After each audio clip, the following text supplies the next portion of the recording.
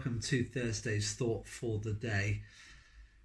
Today, as we continue our look at who we are in God, the thought is, I am strong in the Lord.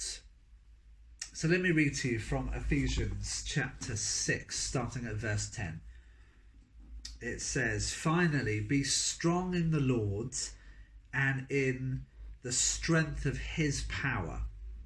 Put on the whole armour of God so that you will be able to stand against the wiles of the devil.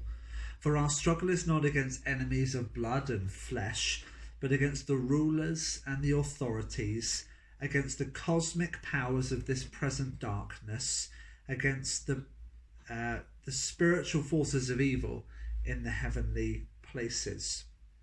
Therefore, take up the whole armour of God, so you may be able to withstand on that evil day, and having done everything to stand firm, stand, therefore, with the belt of truth fastened around your waist, and put on the breastplate of righteousness. As shoes for your feet, put on whatever will make you ready to proclaim the gospel of peace. With all these, take hold of the shield of faith, with which you will be able to quench the flaming arrows of the evil one. Take the helmet of salvation and the sword of the Spirit, which is the word of God." There we are. So, be strong in the Lord. I am strong in the Lord. Well, why are we strong in the Lord? Well, this particular version that I'm reading for you says, be strong in the Lord and in the strength of his power. So we are not strong in the Lord because of our own strength.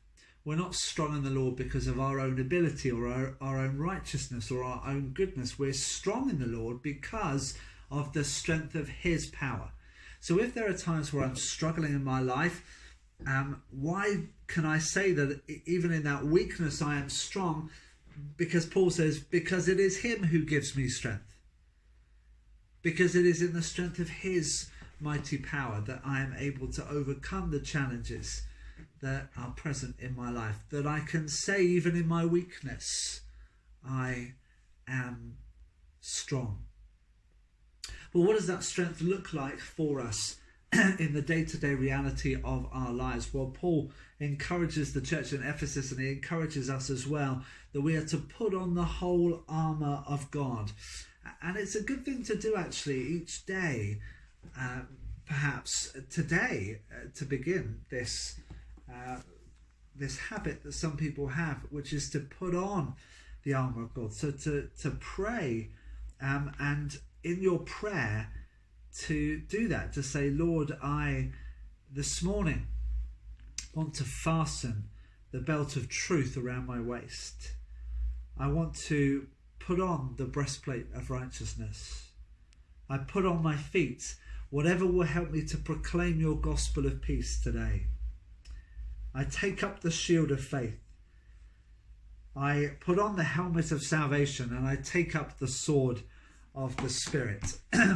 And to pray that as your prayer today, because this is how we can stand in the strength of the Lord, because he has given us these gifts of faith and his salvation, of his truth, of his words, for us to be able to overcome the challenges that we face and to stand strong.